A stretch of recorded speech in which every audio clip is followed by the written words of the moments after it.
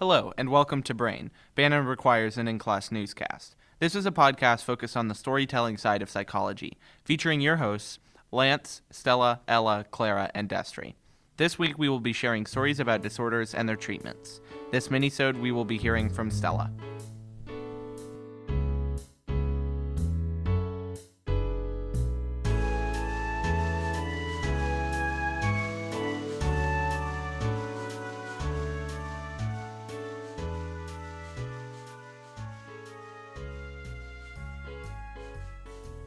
So I guess I'm up next. I'm Stella. Mine's formatted kind of funny, but we'll bounce around a little bit. So I'm going to be talking about feral children and then comparing that to people with autism. Okay. So interesting little thing I got here. So we can start off with a little bit of a story. So the first actually well documented, we know this actually happened, case of a feral child, is Victor of Aveyron, I think is how you say it. So that's in France. This whole thing takes place end of the 1700s, beginning 1800s. So the story goes that he was abandoned as a toddler, and he was basically left to raise himself in the woods, live off the land, all that good stuff. There were sightings of him running around in the woods in 1794 and 1797. In 1797, there were 3 hunters who were out, doing their thing. And they saw him and they captured him and took him into town, and they were like, "Oh, you're a boy now." And he's like, "No, I'm not," and ran away. So they captured him, but then he escaped and went back into the woods. In 1800, he came out of the woods of his own free will and went to a town. They don't really know how old he is, but they assume he's around 12, just from how tall he is, all that stuff. Whenever he came into town, he had almost no language at all. He ate pretty much everything raw. He had some scars on him, so everyone was like, okay, yeah, he's a woods child. They didn't think he was just a runaway. So at the time, they used the term idiot to describe anyone with any kind of intellectual difficulty, deficit, any of that stuff. Yeah. So he would have fallen into that category, even though he didn't have a disorder per se. Whenever he came to town, basically he was passed between a bunch of different professors of behavior and psychology and all of that. The first guy who kind of took care of him was Pierre Botanier.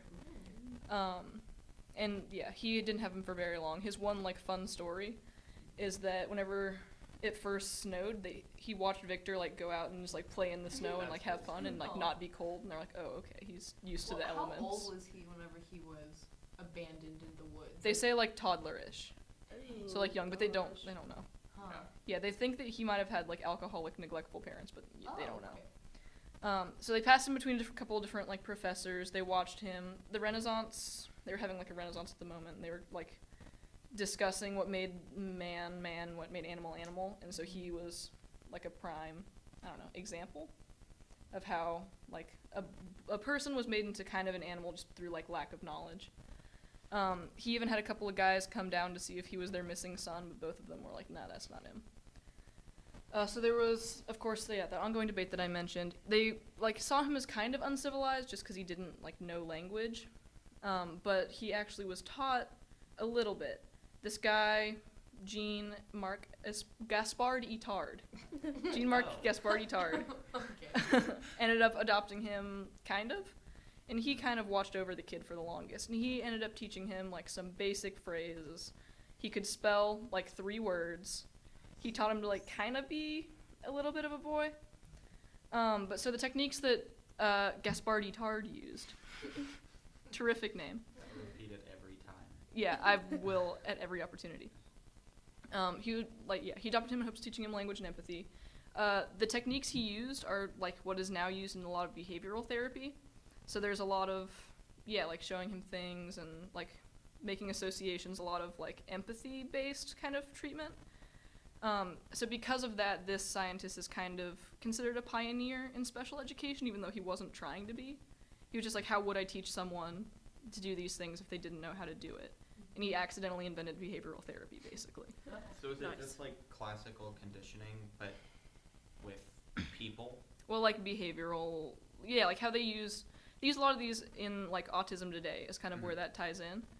So the thing that's funny there is okay, at this time, autism was it wasn't its own thing. It was part of idiocy, quote unquote. And they were just kind of oh yeah, idiot, mark him off on the census. move along. And it wasn't until like the 1980s that they started using the same kind of behavioral therapy that Itard had been using in like 1800, because, you know, good job, guys. So kind of the connection there between feral kids and people with autism is they both have some language learning difficulties and like hardship with social interaction. For the social interaction, they all like avoid eye contact. They're prone to like rocking and then some other just like little funny spasmodic movements, that kind of thing. But the two were treated very differently historically.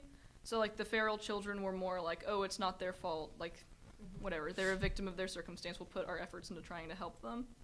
While if it was like an internal issue, or like something that was perceived wrong with the person themselves, it was ignored or like stereotyped more. I have another example of a feral child if we want to talk about that. This is a more recent one.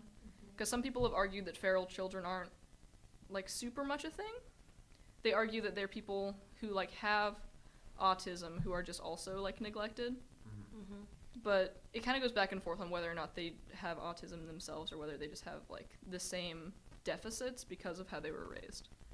So if you want, I can go into this example a little bit. Yeah. So this is Jeannie. She was born in 1957. Basically, her dad kept her in one room in their house. He was like, do not make noise, any noise at all. I will like punish you for making any noise. And then she like never saw anyone ever. And there's more details and stuff. But basically, isolated in her one little room. She went to the doctor when she was like 1 and 2, and she seemed like she was growing up normally. But yeah, she was confined whenever she was like 3.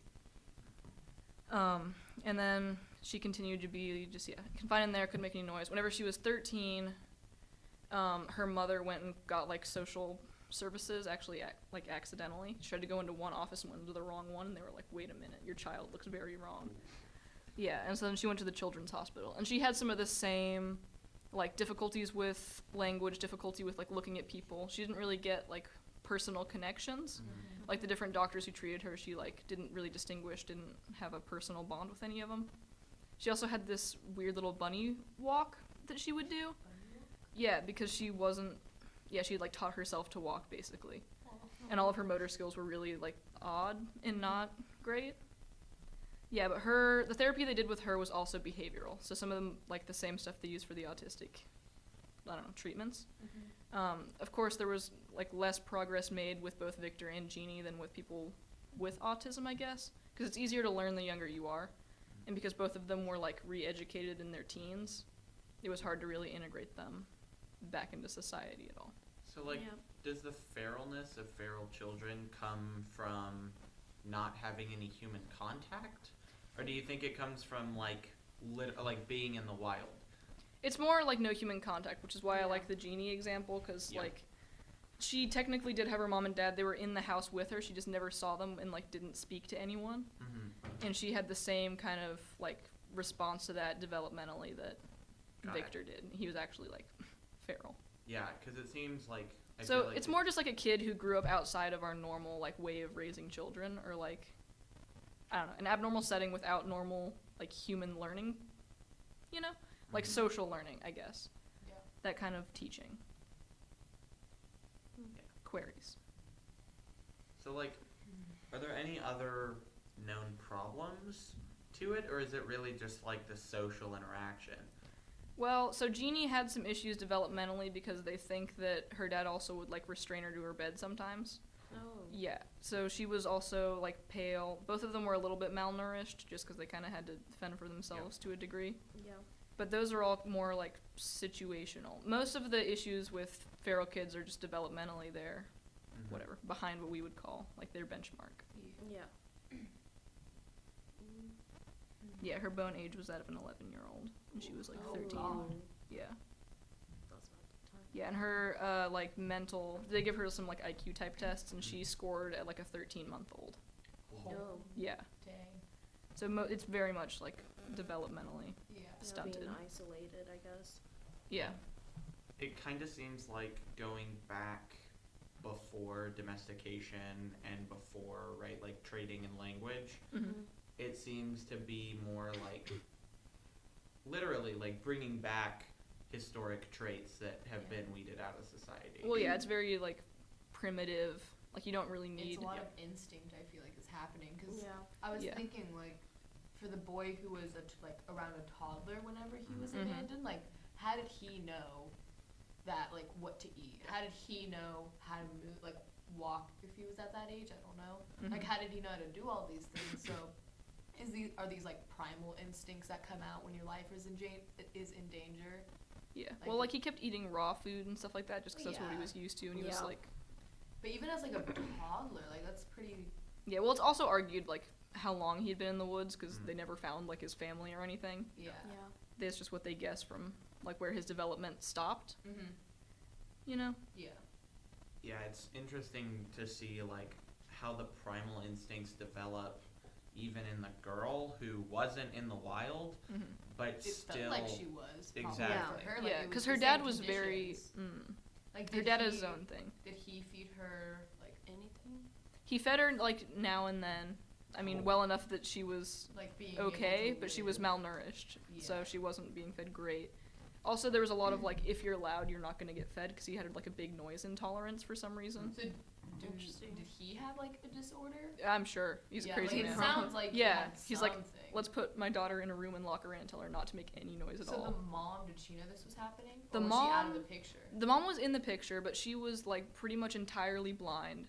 She Oh. was, like, very Oh. dependent on the That's dad. worse. Yeah. So she That's- was there but couldn't really do much. Did she know what Yeah. was happening for all Well, that time? yeah, she did. And she, like, I think she threatened to tell family members and that kind of thing, Mhm. but it didn't ever really end up happening. Yeah. Yeah. And then she was discovered because her mom accidentally walked into the wrong building because she was blind. wow. Yeah. Huh. She was trying to That's go crazy. to something, like, for court or something like that and just had to bring Jeannie with her. Mhm. And then walked into, like, the child services office and they're like, whoa. Hold on a minute. Give us a sec. Yeah. Dang. Yeah, and I thought Jeannie was, like, a 5-year-old, and then her mom's like, no, she's 13, and they're like, Not okay. Dang. Yeah. So I assume that he went to jail, like the dad. Yeah, I'm pretty sure I can check.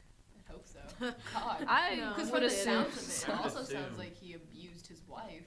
Yeah. Like, cause there's, At least it cause sounds if like that. she was like, hey, I'm gonna tell people, I'm gonna tell like our family, he probably beat her so she wouldn't. Yeah. Cause Mhm. she probably would have, Mhm. cause that's like a Yeah, motherly but, like, the dad instinct. was very much, like, a threatening figure. Yeah, Yeah. and that, like if that's someone you depend on wholeheartedly, and if you've depended on them for so long, you Yeah. know. The like, mom wasn't in a position to fight Yeah, back. I don't. Yeah. She wouldn't have been able to at all. She could have. Yeah. I'm Yeah. looking for stuff on the father. Nothing pops up immediately. The only thing, like, legal is that there was a movie made about it and the mom sued the person, but, Oh. you know. Well, yeah, that's Mhm. fair. Yeah, 'cause she said that they were just, like, friends and just, like, told her family stories, and she was like, what if I made a movie, like, against your wishes? Funny. We got any last thoughts? Alright, well then there we go. Fiend. Fit.